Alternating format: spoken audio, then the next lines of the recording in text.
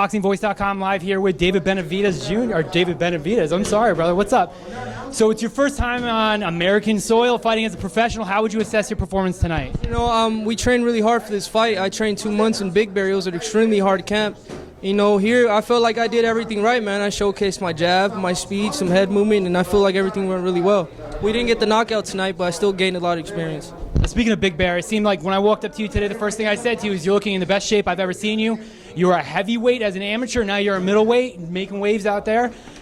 How do you feel training in Big Bear has helped you and prepared, being around the camps that are out there and also the fighters that are out there? You know, we trained in Golovkin's his gym up there. Even though he wasn't there's nothing but great fighters out there, man. And I feel like I benefit a lot because I got in the ring with them, you know, 3 times a week with great fighters. And I feel like I benefit a lot. I learned a lot from each style. There's Russian. I learned the fighter that I just fought. There's this guy out there I sparred exactly like him.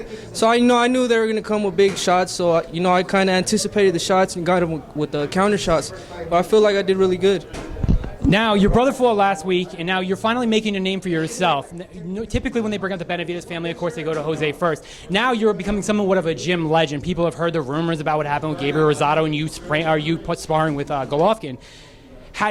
You kind of touched on it before, but kind of elaborate a little bit more. How do you feel that sparring with them has prepared you at such a young age to be a professional fighter and rise up to the rankings? You know, it really, the first thing when you get in the ring, the first thing you feel is power. And I've sparred with these guys since I was a little kid, so I think I've got prepared to the power to the point where it's not really real power, but you know, you start to be cautious. You don't want to get caught, but I've seen way more power than anybody that I must get in the ring with. But you know, it's preparing me for what's coming next in the future.